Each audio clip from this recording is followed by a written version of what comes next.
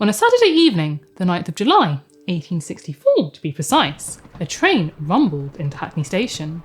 The rail staff were all in a fluster. They were behind schedule, you see. The train was running 5 minutes late.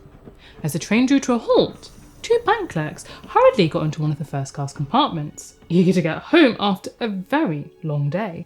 The compartment was empty, save for a black leather bag on the seat nearest the door. One of the clerks moved it out of the way and began to sit down. As he did, he noticed that the cushion was damp and there was something almost sticky on it. Ew, it's going to be something gross like treacle, isn't it? What?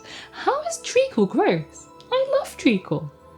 Anyway, no, it was something much, much worse.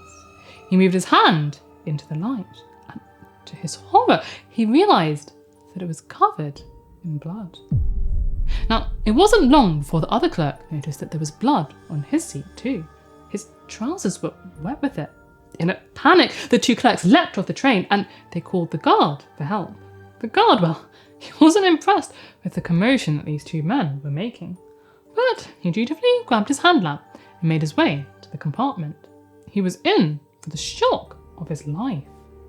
With the light of his lamp, he could see that there was blood everywhere, trickling down the window, pooling in the tufts of the seat cushions, smeared on the door handle and the black leather bag.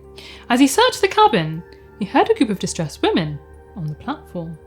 They had been in the next door compartment, and as the train travelled from Bow to Victoria Park Station, droplets of blood had sprayed onto them through the open window. The guard fumbled around under the seats, and under them he found a weighty cane with an ivory knob and a crushed beaver hat bearing the name T.H. Walker, Crawford Street, Marylebone. These too had spots of blood on them. It was clear that this was the scene of a violent attack. A terrible struggle, but the assailant and the victim seemed to be long gone. Meanwhile, a train driver nearby was bringing up a train of empty carriages. He noticed there was something between the up and down tracks. A dark mound. Must be an injured animal, he thought. He put on the brake and sent his stoker out to investigate. As the stoker drew closer to the dark mound, he realised that this was no animal, but the broken body of an elderly man. He was lying on his back in a pool of blood, his feet towards London, his head towards Hackney. The man just barely clinging on to life was a Mr. Thomas Briggs, the victim of the first ever British railway murder. Our story takes us to the bustling metropolis of London. The year is 1864, and following the railway manias of the 1830s and 40s, the ever-expanding railway network had revolutionised Britain. People could now travel much further and at unprecedented speeds. Railways had helped to standardise time across the nation. And in 1863, the first underground railway in the world opened its doors in London. Now, whilst many embraced the positive changes that the railways had brought, others believed that railway travel could injure the brain, that the deafening sounds, violent vibrations and ungodly speeds could drive even the most upstanding Victorian gentleman to madness. The first character that I have to introduce you to is Mr. Thomas Briggs. He was 69 years old, a portly fellow, but in good health. He was tall for the time, standing at 5'9", and he sported a beautifully fluffy beard. He was decidedly middle class, living in Clapton Square, one of the most sought-after addresses in Hackney. He was well liked, had many friends, and had a very good job. He'd worked his way all the way up to the position of chief clerk in the Bank of Robarts & Co. On Saturday the 9th of July, 1864, at 8 a.m, Mr. Briggs left home for work looking rather dapper as usual. A gold fob watch in his waistcoat pocket, a fancy ivory-topped walking cane in one hand, and a small black leather bag in the other. Inside was a gift for his favourite niece.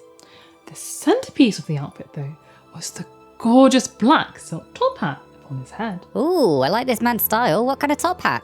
A bell-crowned one. Apparently it's called that because the crown was shaped like an inverted bell. Being a Saturday, his working hours were shorter than the usual 9 to 5, and he finished up nice and early at 3 p.m. It was a lovely afternoon, perfect for a visit to that favourite niece of his. Caroline, she was called. He took a horse-drawn omnibus to Peckham and arrived at his niece's house just in time for dinner. After some delicious food and delightful conversation, he gave Caroline her gift and kissed her goodbye. It was time for him to make his way back home. Caroline's husband, David, being the fabulous host that he was, decided to accompany Mr. Briggs to the Old Kent Road. From here, he could get an omnibus to Fenchurch Street Station, and then a train to Hackney. Mr. Briggs arrived at Fenchurch Street Station in time to catch the 9:45 p.m. train. He presented his first-class ticket to the ticket inspector, Mr. Fishbourne. The two knew each other well. Mr. Briggs was a frequent traveller on the North London Railway, you see. They bid each other good night, and Mr. Briggs then climbed the stairs to the platform, where the train was waiting. He made his way into a first-class compartment in carriage 69, and sat in his favourite seat, a seat in the near side corner with the back towards the engine. He made himself nice and comfortable, and he placed his cane and his bag on the seat next to him. The train was running behind schedule, finally departing at 9:50 p.m. To make up for lost time, the train driver picked up speed, hitting a high of 25 miles per hour. There was no time to check tickets or relock the carriage doors between stations. The train stopped at Stepney and then Bow. At Bow Station, Mr. Thomas Lee, a friend of Mr. Briggs, was standing on the platform, waiting for the train. He saw Mr. Briggs in the first-class compartment, sitting in his usual seat. "Good night, Mr. Briggs," said Mr. Lee. "Good night, Tom," Mr. Briggs replied. Mr. Lee then made his way to the second-class carriage. The train departed Bow Station at 10:01 p.m, and Mr. Briggs began to doze off, his head resting against the window. Next, the train arrived at Victoria Park Station, departing from there at 10:05 p.m, and arriving at Hackney Station at 10:10 p.m. It was here that the two bank clerks, who coincidentally were colleagues of Mr. Briggs, would find the blood-smeared carriage and alert the guard. The compartment was empty, save for a bag, a cane, and a crumpled beaver hat. In the few minutes it took to get from Bow to Victoria Park Station, something truly terrible had happened. Mr. Briggs was brutally attacked and would find himself in a pool of his own blood in the space between the up and down tracks. The stoker who had come to investigate the dark mound rushed off to a nearby pub to get help. He returned with 4 burly men, and the 5 of them, with some difficulty, lifted Mr. Briggs up.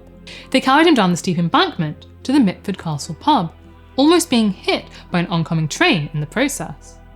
Mr. Briggs was still alive, but only just. The commotion drew the attention of a police officer called Edward Dugan.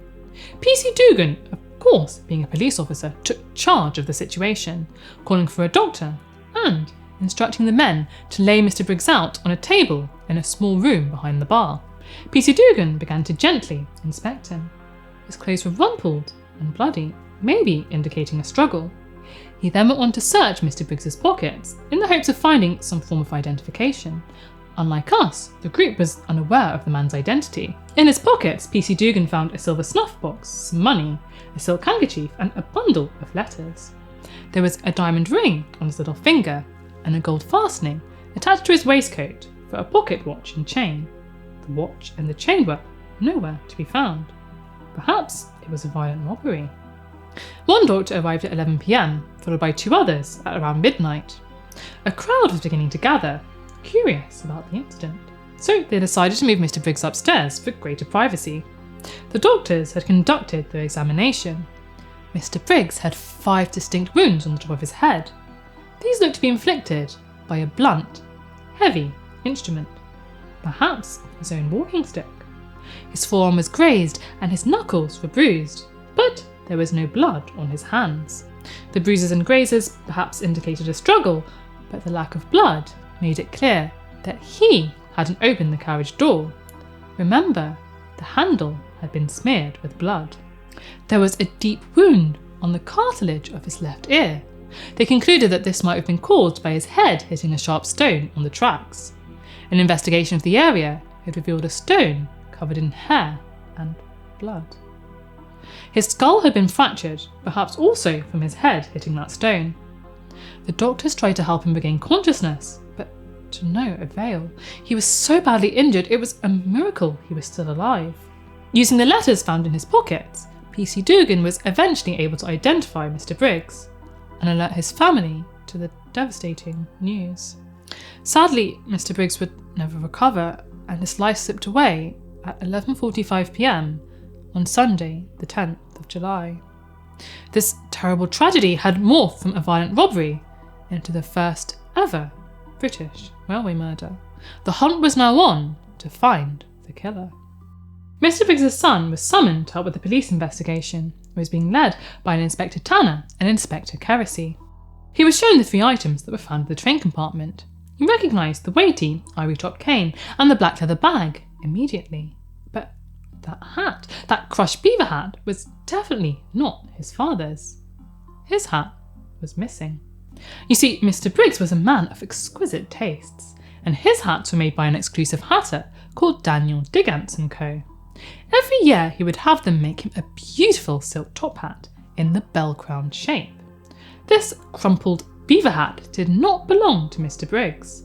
It was lower in the crown than his, made by T.H. Walker, and turned up at the brim on one side. Left behind in the struggle, this hat belonged to the murderer. On Monday, stories of the murder were in every paper. It was all anyone could talk about. Speculation and rumours were rife. Was it a robbery gone wrong? If it was, then why hadn't his other valuables been taken? Maybe it was those 2 bank clerks who found the carriage, or maybe it was a disgruntled customer who had a grudge. Wall posters asking for information on the murderer were plastered all over London. The reward was a princely sum of £200 in total, half offered by Robarts Bank, half by the government. Now, this was quite the incentive because it equated to several times the average yearly working class wage. The posters had details of the murder, drawings of the 2 hats, and a description of the missing watch and chain. The posters proved to be very effective, and the police were soon inundated with all kinds of hats sent in from well-meaning members of the public. People were lining up outside, eager to provide information. They received letter after letter, most of them useless. But eventually, one would catch their attention. It was from a jeweller called John Death, spelt like death. Mr. Death wrote that on a Monday morning, a young man around 30 years of age came into his shop. He was thin, clean-shaven, and had a sallow complexion. He spoke English very well, but he had a foreign accent. Perhaps he was German or Swiss. He wanted to exchange a gold Albert chain for something a little bit more modern and fashionable. Mr. Death valued the chain at £3 and 10 shillings, and after showing the young gentleman a variety of chains he could exchange them for, he settled on one worth a little bit less and a finger ring with a white stone to make up the difference. Mr. Death wrapped up the 2 items and put them in a box, bearing the name and address of his shop. At the time he thought nothing of the transaction, but after seeing the posters he thought that the Albert chain matched the one in the description. The reward fund would soon get even more tantalising. The North London Railway Company would chip in, adding in £100, and this took the grand total up to a juicy £300. Shortly after this increase, a cabman called Jonathan Matthews arrived at the police station, claiming to have some very interesting information on the case. He told the police about a German fellow he knew called Franz Muller, a tailor that was at one point engaged to his sister-in-law. She'd broken off the engagement because Mr. Muller had a bit of a jealous streak. He then did something that piqued the police officer's interest. He pulled a box out of his pocket, bearing the name and address of John Death's shop. He explained that on Monday, the 11th of July, Mr. Muller came round to say goodbye. He was leaving the country, you see. During the visit, he opened a jewellery box and showed off a chain and a ring. He then gave the box to Mr. Matthews' daughter to play with. Now, that wasn't all. Apparently, the prior year in November, Mr. Muller had become quite enamoured with Mr. Matthews' new beaver hat, so much so that he wanted one of his very own. He tried on Mr. Matthews' hat, but it was a little bit too snug. The 2 men came to an agreement. Mr. Matthews would buy Mr. Muller the exact same beaver hat, but in a bigger size, and in exchange, Mr. Muller would make him a lovely waistcoat. And who were the 2 hats made by? None other than T.H. Walker of Marylebone, just like the one left in the train carriage. The police showed Mr. Matthews the infamous crushed beaver hat, and he was sure that that hat belonged to Franz Muller. It was even turned up at the brim on one side, just like Mr. Muller's. He remembered specifically commenting on this particular feature, telling Mr. Muller that he wore the hat so well and asking if he turned it up like that on purpose. The police of course wanted to see the original beaver hat that Mr. Matthews had gotten made for himself, but alas, that hat was long gone. You see, he bought a new hat from Down's shop in Longacre and left his old hat there. What he could provide the police with, though, was a photograph of Mr. Muller and his latest known address. London was now abuzz with the news that the murderer was likely not one of their own, but a German immigrant. Anti-German sentiment had been rising in England because of Prussia's invasion of Denmark. This was made even worse by the fact that the Prince of Wales, Albert Edward, was married to Princess Alexandra of Denmark. So, I'm sure you can guess which side many of the people of England were rooting for. The next day, the police paid a visit to Mr. Muller's address. The owners of the property, George and Ellen Blythe, answered the door. They told the police that Franz Muller had been their lodger for around 7 weeks, but he'd now left the country. On the 14th of July, he went to the London docks and he boarded a boat called the Victoria. It was headed to New York. The Blythes told the police that Mr. Muller, he was out on the night of the murder, and he came home after they had retired to bed. The police then searched Mr. Muller's room, and they found a hat box emblazoned with the name T.H. Walker of Marylebone. This certainly gave weight to Mr. Matthews' story. Next, the police went down to the London docks to make some inquiries of the staff there. They found out that Mr. Muller had indeed boarded the Victoria on the 14th of July. It set sail for New York on the 16th. Oh, suspicious. He fled the country then, eh? Yes, indeed he did. Very suspicious. The police thought so too. They were convinced that Mr. Muller was their man. So, once the appropriate approvals were in place, they would venture to New York to confront him and hopefully bring him back to London to stand trial. This job would fall to Inspector Tanner and his assistant, Sergeant Clark. They boarded a steamer departing for New York that very evening. The race was on. Now, Mr. Muller's ship might have had a head start, but it was an old-fashioned sailing boat that would take at least 19 days to reach New York. On the other hand, the police were on an iron-hulled screw steamer, a much more modern vessel that would take less than 2 weeks to reach its destination. They arrived on the 5th of August, far earlier than Mr. Muller's ship did. The officers patrolled the harbour day after day after day, waiting for a sign of their suspect ship. Finally, after around 40 days at sea, Mr. Muller's ship arrived on the 25th of August. After getting an appropriate arrest warrant issued in the US, Mr. Muller could now be arrested. Sergeant Clark, accompanied by an officer from the New York Police Department, boarded the Victoria and they seized Mr. Muller by the arm. Mr. Muller was confused but surprisingly calm. The police told him that he was charged with the murder of Mr. Briggs on the North London Railway between Bow and Victoria Park Station on the 9th of July. He replied that he knew nothing about the murder and he was never even on that line. They searched Mr. Muller and then his suitcase, in which they found a black silk top hat and a gold watch sewn up in a piece of leather. Items that were suspiciously similar to those taken from Mr. Briggs. Mr. Muller was then taken to the city prison in New York, fondly known as the Tombs. The cells were dark, dank, and just generally unpleasant. Here, Mr. Muller would speak to a journalist and he'd explain how he ended up with the hat and the watch in his possession. He told the journalist that he bought the silk top hat about a year ago in London. The gold watch and chain he'd purchased from a peddler at the London docks on the Monday before he left for America. He'd got the two for a very good price, too good of a price perhaps, and he worried that maybe they might not be the real deal. He thought about it for a little while, and then he came up with what he thought was a great idea. He would exchange the chain at Mr. Deeth's jewellery shop. If the chain was pure gold, then the chances were that the watch was pure gold too. He then went on to say that on the night of the murder, he was nowhere near Mr. Briggs' location. He was in Camberwell in a pub. So, who was this Franz Muller fellow? Well, he was born in the Duchy of Saxe-Weimar on the 31st of October 1839 to a well-educated working-class family. After he finished school, he took on a 3-year apprenticeship as a tailor. He was rejected for military service because of his weak physique. He was slender, not muscular in the slightest, and was around 5 feet 6 inches tall. He was a fabulous tailor though, very skilled, and at 18 he left home, finding work as a journeyman tailor. He travelled around and worked in many German cities. Mr. Muller then decided to embark on an even bigger adventure. He would move to England in 1862. His father tried to convince him to stay in Germany, but Mr. Muller had his heart set on the bright lights of London.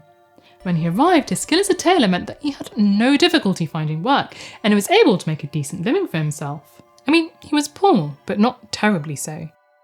On the 27th of August, Mr. Muller's extradition was granted, and he would be brought back to England on a steamship called the Etna. The Etna left New York with Mr. Muller aboard on the 3rd of September, and arrived in Liverpool on the 16th of September.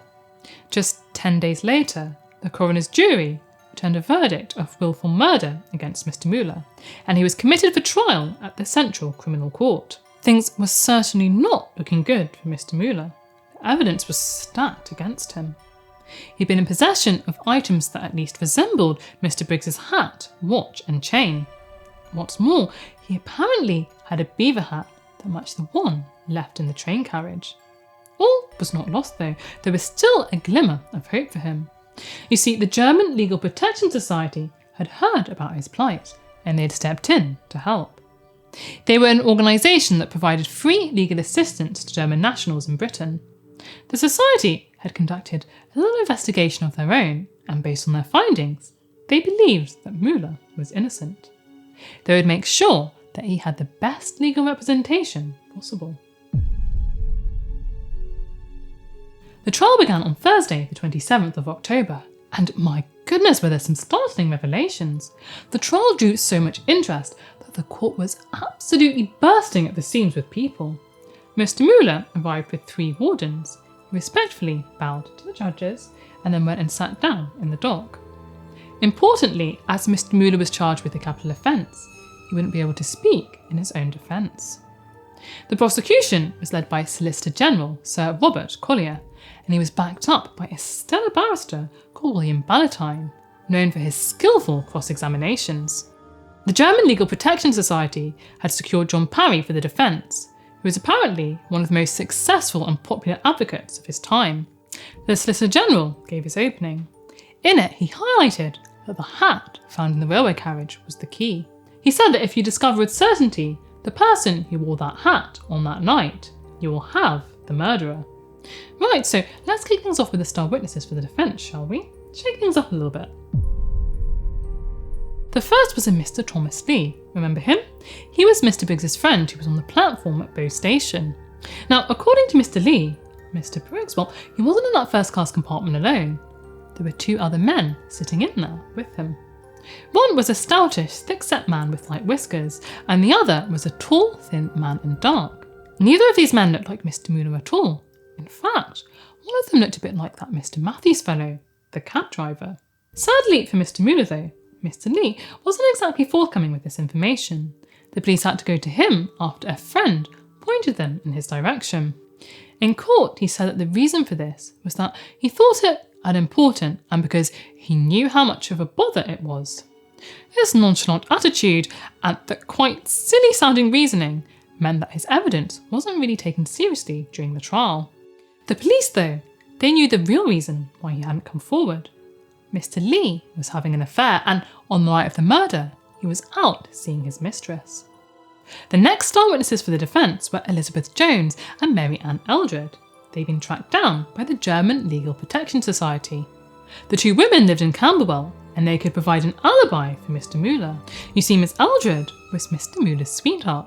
She had known him for around 12 months and the 2 frequently visited each other. On the night of the murder, Mr. Muller went to Camberwell to see her and arrived at her house around 9:30 p.m. Mrs. Jones, the landlady, answered the door and she let Mr. Muller know that, unfortunately, Miss Eldred wasn't in. She'd gone out at 9 p.m, you see. Now, she distinctly remembered the time because Miss Eldred had asked her what time it was as she was leaving. Mrs. Jones looked at the clock in the kitchen and called out that it was 9 o'clock. Miss Eldred had been gone for about half an hour by the time Mr. Muller arrived. The two then chatted a while for around 5 to 10 minutes. She then added another very important piece to the story. She noticed that Mr. Muller was limping and wearing a slipper on his right foot. Mr. Muller explained that he'd injured his foot earlier on in the week, on the Thursday. A letter cart had run over it. His foot was so sore and so swollen that he couldn't wear his normal shoe. Instead, he wore a red slipper. Mr. Muller and Mrs. Jones finished up talking, and then Mr. Muller went on his way. Wait, if he was injured, how could he have committed the murder? Well, it would have made it quite difficult, I agree. He'd have been very conspicuous with a limp and a slipper. It would have also been much harder to bludgeon Mr. Briggs and throw him out of the train in the space of just a few minutes. Remember, all this happened between Bow and Victoria Park Station. Add to this the fact that Mr. Muller was much smaller than Mr. Briggs. And remember, it took 5 men to carry Mr. Briggs' body to the pub. It makes it all seem much less likely. Not impossible, though, I guess. What a breakthrough in the case, you might think. Their testimony throws real doubt on Muller being the culprit. Not only because of the injury, but because he wouldn't have had time to get to Fenchurch Street Station and catch the 9:50 p.m. train. The thing is, though, Mrs. Jones and Miss Elgid weren't seen as credible witnesses. They were what were described as unfortunate women. The Solicitor General would say that a more unsatisfactory and more dangerous alibi had never been set up in a court of justice. What is the evidence set up by the defence? The clock of a brothel, the keeper of the house, and the statement of one of the unfortunate women who reside in it. Apparently, the clock of a brothel couldn't be trusted, so Muller might have arrived at the house earlier, giving him enough time to reach Fenchurch Street Station. What? That's terrible. A clock is a clock, whether it's in a brothel or not. I know, the prejudice against them was just awful. Now on to some witnesses for the prosecution. Ellen and George Blythe, Mr. Muller's old landlords, confirmed that Mr. Muller had injured his foot on Thursday, the 7th of July, and he'd been limping ever since. He was out on the Saturday evening, the night of the murder, returning after they'd gone to bed. They had spent the whole of Sunday together with Mr. Muller though, and the three of them went for a walk in the park. He still had a slipper on, but he managed the walk, and he was his same happy, merry self. Then another interesting revelation. Mrs. Blythe said that Mr. Muller wore the same clothes on Saturday as he did on Sunday. But with all the blood in the carriage, surely the murderer would have had blood-stained clothes. Yeah, you'd think so. On the Monday, the Blythes noticed that Mr. Muller had a new watch chain, but they couldn't confirm that it was the same one that was shown to them at trial. They'd known Mr. Muller for about a year before he became their lodger, and they described him as a quiet, inoffensive and well-behaved young man. They'd also known of his plans to go to America for at least a fortnight before he left. He'd made it known to all his friends. So he wasn't fleeing the country then? No, it seems not. Mr. and Mrs. Repsch, friends of Muller, also gave evidence. They owned a tailor shop in Aldgate, and on the day of the murder, Mr. Muller had come there to do some piecework. They confirmed that his foot was injured and he was wearing a slipper. He stayed at their shop until 7:30 p.m. The next time the Repsches saw Mr. Muller was on the Monday, after the murder. He came to visit and he showed them a new watch chain, which they thought wasn't as nice as his old one. He'd had his own watch and chain before, you see, which he'd pawned off. Maybe to get money to pay for his passage to America. He then showed them his new ring and told them that his father had sent it to him from Germany. Different story here. Apparently, Mr. Muller was rather fond of finery and showing the things that he had. The defence argued that it was this vanity that made Mr. Muller tell different stories about how he got the various items. Buying the items at the docks just didn't have as nice a ring to it, I guess. And perhaps he worried that the seller had obtained the items illegally, and that's why the price was so low. Mrs. Repsch noticed that Mr. Muller was wearing a new hat, a black silk top hat. She remarked that he was very extravagant having a new hat, and Mr. Muller explained that his old hat was smashed and he'd thrown it into the dust hole. Mr. Muller told him that the top hat wasn't all that new, it's just that he'd only worn it a few times. Mrs. Repsch said that Mr. Muller's old hat was a plain black beaver hat with a very distinctive lining, broad brown stripes and broad blue stripes, edged with black and white. She was convinced that that hat found in the train carriage was Mr. Muller's. John Parry then fiercely questioned her, and she admitted that she didn't know what colour the lining of her own husband's hat was, but somehow she knew the colour of Mr. Muller's. John Parry then asked her if she'd ever asked Mr. Muller to lend her 5 shillings. "No, sir," she responded. this was a lie. She then admitted that she did indeed ask Mr. Muller for money. John Parry then followed this up with another question. Did he not tell you that he could not do so because he was going to buy a new hat? Mrs. Repsch conveniently couldn't remember, but stated that in the end, Mr. Muller did lend her the money, which she then repaid. Oh, so maybe the hat wasn't Mr. Briggs and Mr. Muller had actually bought it. Perhaps.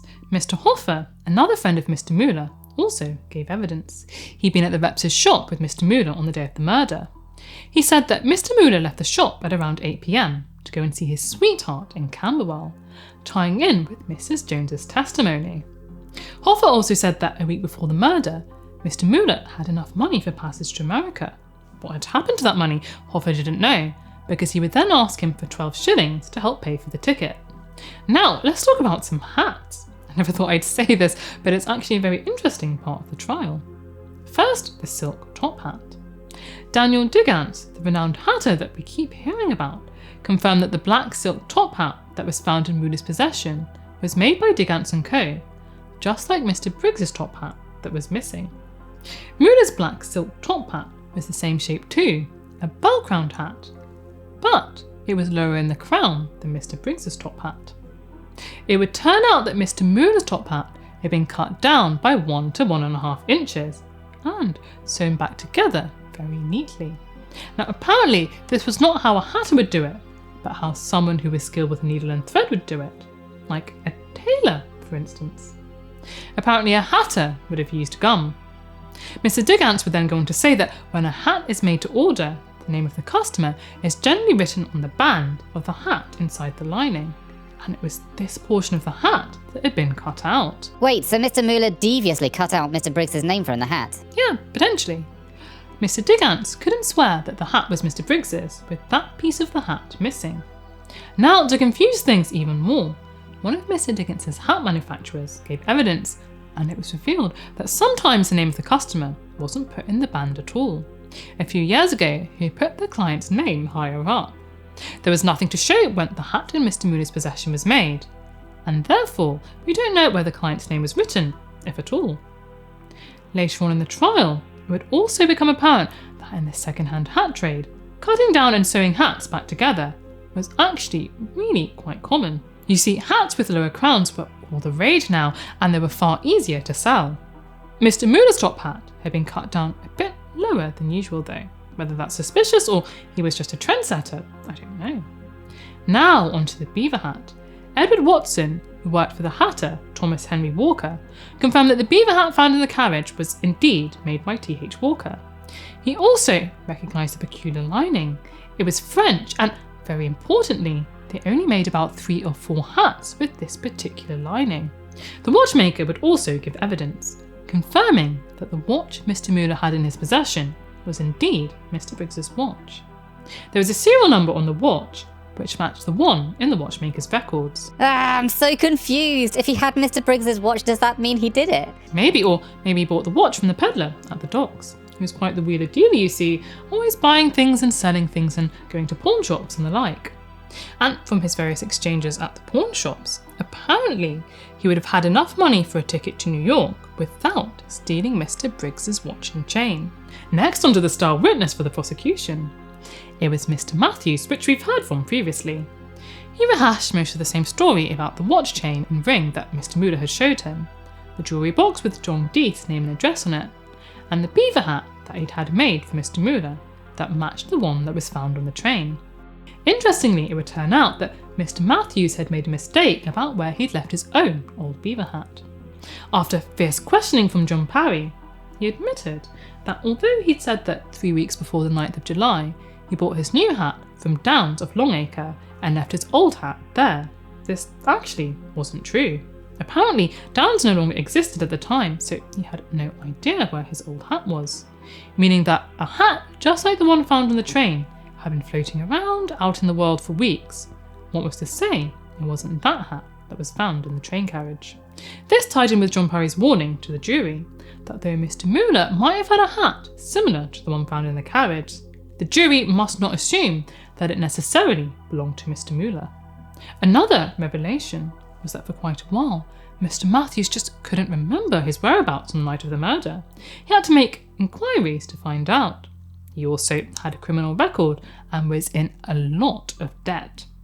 On the 29th of October, once all the evidence was heard, the judge summed up the case, highlighting that it was a case of circumstantial evidence.